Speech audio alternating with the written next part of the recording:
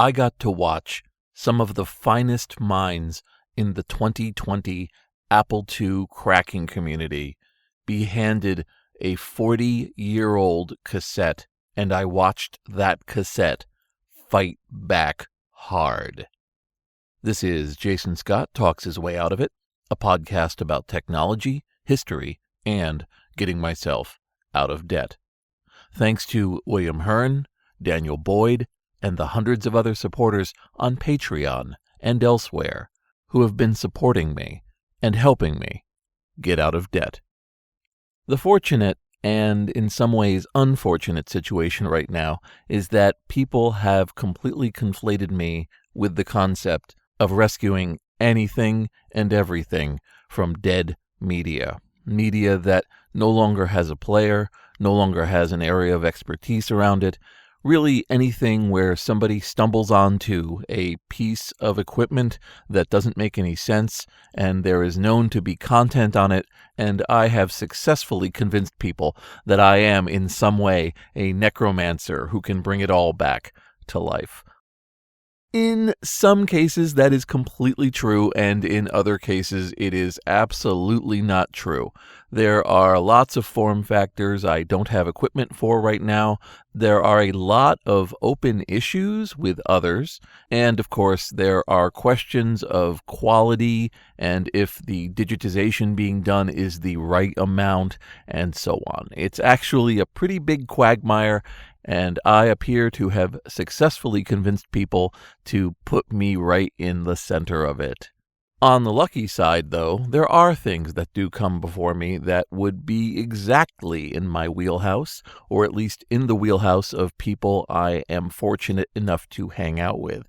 2 Japanese Apple II cassettes from the 1970s showed up, and a WAV file was made from them, and it was handed over to me because the person had been told that I was the guy.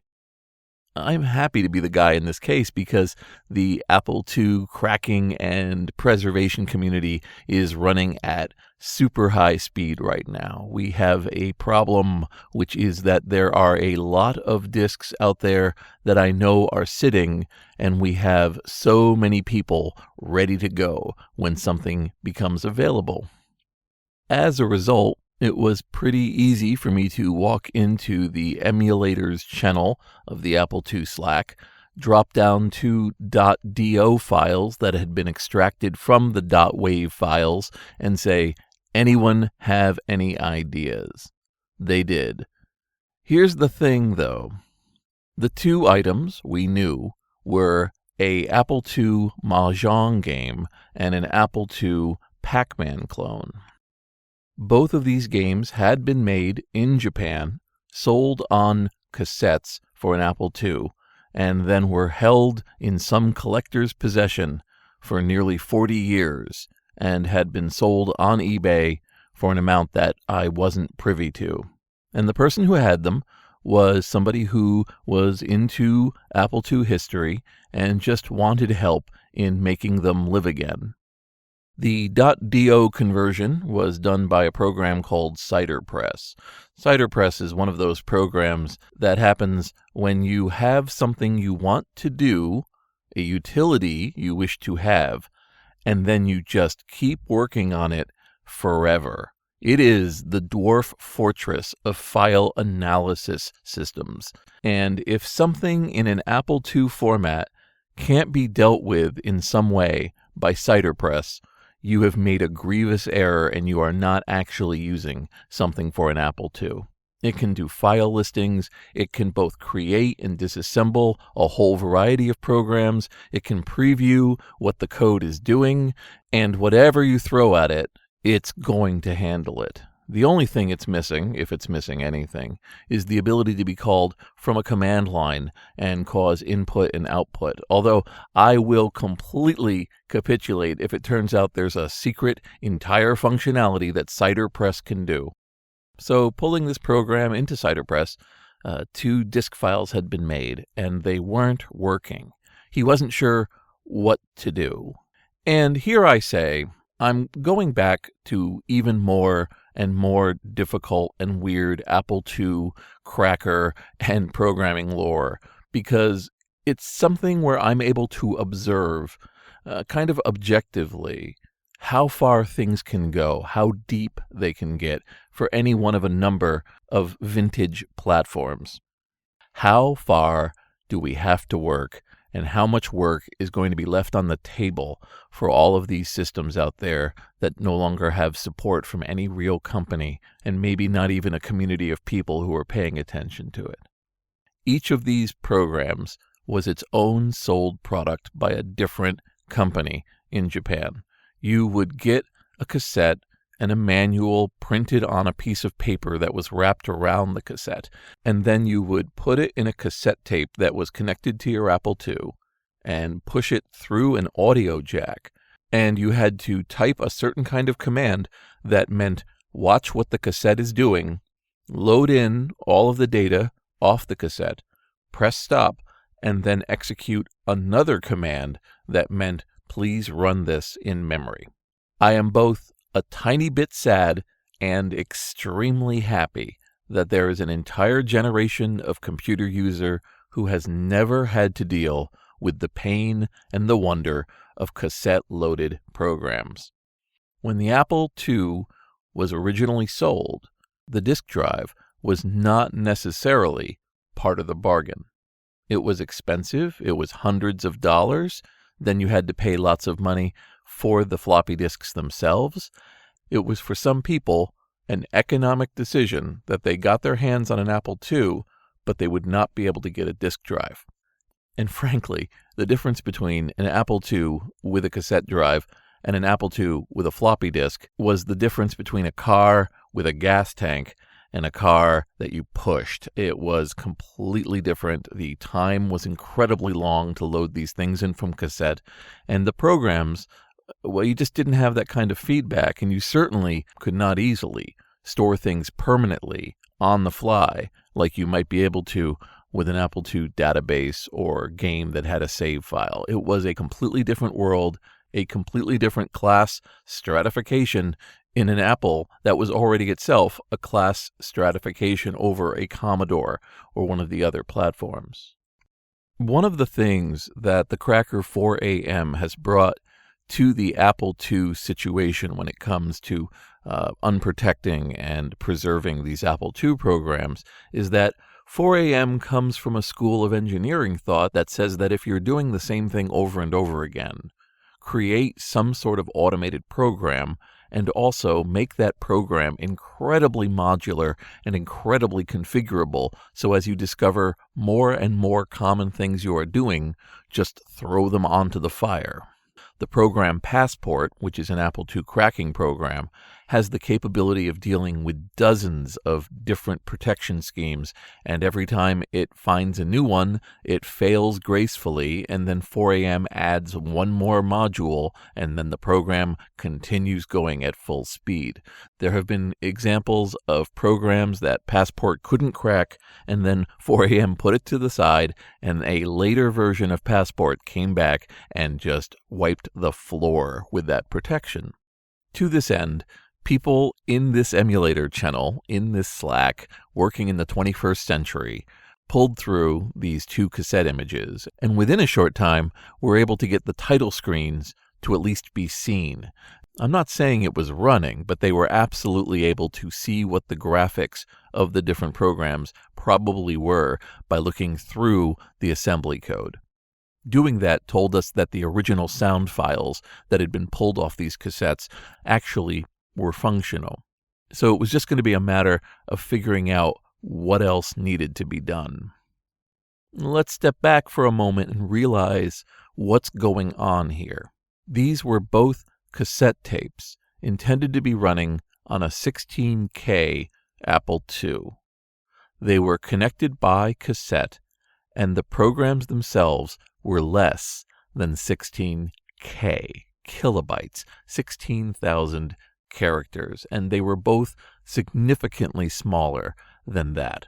Now, in 2020, They were being analyzed on an international network of human beings connected to machines that are themselves containing gigabytes and gigabytes of memory, both disk and RAM, and are able to instantly communicate with each other in a multimedia fashion, including the program itself, screenshots taken, and any other text files they were able to find.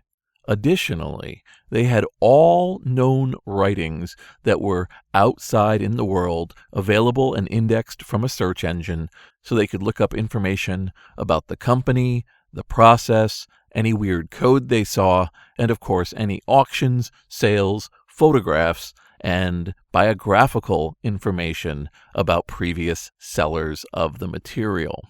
Still, the time from when they were first given this piece of meat in the Apple II cracker pit and the time when we were able to get one of the programs to boot properly was about 3.5 hours, which in one way is incredibly fast and in another is incredibly long considering. Now here we move to a situation where I get to be the person who acts like he's discovering a whole new world and that all of this information has been brought to you lovingly by me. But I want to make clear, there are people out there who have spent years, frankly decades, documenting and providing excellent overviews of the full range of Apple II history.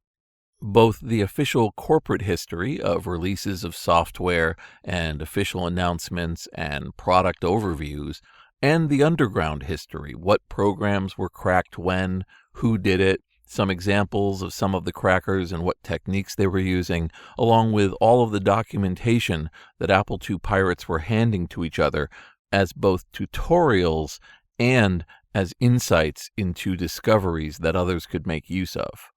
Those masses of information were just piled to the sky all over the internet. Two of them, Hack the Apple and Brutal Deluxe, are gold standard encyclopedias of lots of this underground information.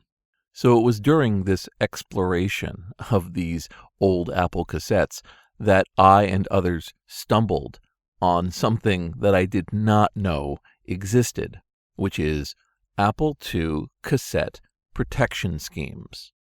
So the purpose of a protection scheme is to prevent you from making an easy duplicate or acquiring something for free without an incredible amount of difficulty that perhaps is outside of your resources or your time.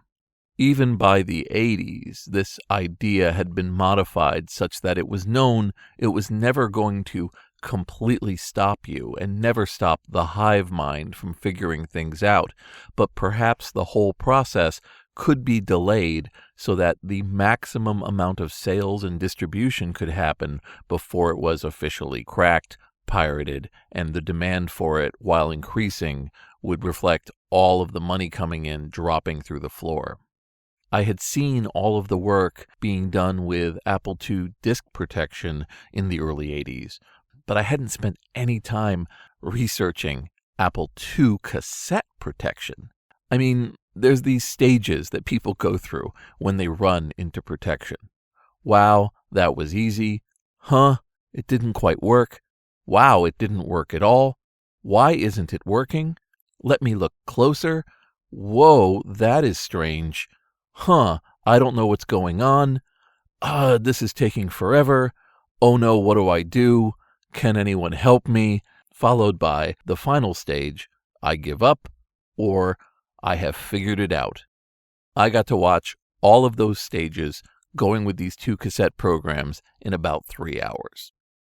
Now, what obviously turbo boosted this process was that there were these excellent essays and overviews of cassette-based protection sitting on the internet for everyone to look at, and then people could, in that way, get the hints of where to start looking at these programs to figure out why they weren't loading. And I wouldn't be doing anybody a favor trying to deeply technically go over how each protection scheme worked.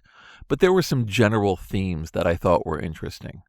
One of them was assuming that you had a 16K Apple, and it would be too expensive, hundreds of dollars expensive, to be able to add enough memory to sit otherwise out of reach and then analyze the 16K that's on the Apple II.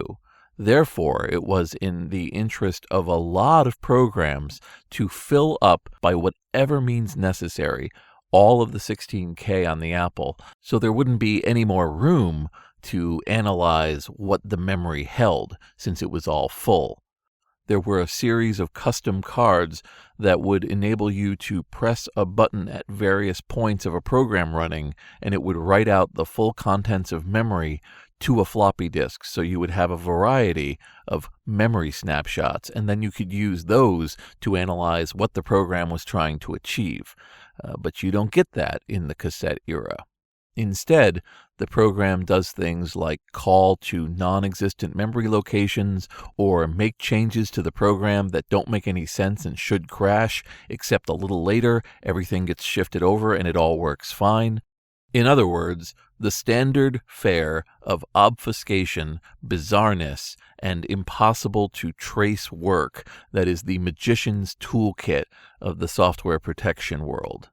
Armed with these ancient notes, having a half-dozen people there to verify they were all seeing what one person was seeing, and by concentrating this solar laser of Apple II knowledge on these two poor programs, they fell relatively quickly. What they revealed were two commercial products that you could buy, one playing Mahjong on the Apple II, and the other one was called Super Puckman. On a history basis, the Mahjong game is more interesting simply because it's one that didn't get much distribution in the United States. It has Japanese lettering, it plays a full game of Mahjong with you, and it's not listed in many collectors' pages of different cassette programs. So that was a really nice find. The program that we know more about, and this one added one more data point to an already extensive bit of knowledge, was Super Puckman. Super Puckman had been sold by Broderbund in the United States. It had gone through a number of revisions, and here was a version of the program from before it made the jump across the sea, and it was a program that required you to turn your monitor on its side so you could have the full arcade experience. In later years, it was rewritten so that the monsters looked different, so that you didn't have to turn your monitor on the side, and it was one of the programs that quickly disappeared once it became obvious that Atari was going to sue anybody who made Pac-Man play on a home computer or home console system, because they had purchased the license from Namco. I was able to happily hand over the cracked and working versions of the cassette programs to the collector who had asked for help. I implored them to take really good pictures, really good scans of all of the packaging and anything else they had associated with it, and a couple of very nice artifacts got a whole new lease on life. So here's what I learned watching this happen. First, I'm always energized when I watch people working in the 21st century on Apple II history. There's something magical about having all of these advancements and all of these wonderful tools and all of these smart and conversational people all just hanging around and just watching the social aspect of everyone tinkering on it like it's a beautiful summer night and everyone's trying to make a car work again, and there's fireflies and drinking something out of mason jars and just working together, because that's magical. And watching it happen online in real time just added to the flavor for me. And the other aspect is how this promise that people have put onto me that I can make old things live again, it feels good when it actually happens. To have something that was forgotten about, not very accessible, not easy to reach, and then within a day or two, we could make it boot up in a browser, be able to show you everything within it, and be able to document what we may have discovered about it. That's exactly why I'm in this. That is why I'm in this. That's why a lot of people are in this. And so even though my backlog continues to grow and the amount of things that people think I can do will always outstrip what I can do, I was delighted to have a 40-year-old relic turn out to have a little bit of juice in the battery, a little bit of power in the engines, and we were able to make it fly again. This is Jason Scott talks his way out of it. Thanks to Mark Pilgrim, Forrest Fuqua, Scott McGrady, Scott Roseanne, Simon Morgan, James Bekoyanu, and the hundreds of other supporters on Patreon and elsewhere who have been supporting me and helping me get out of debt.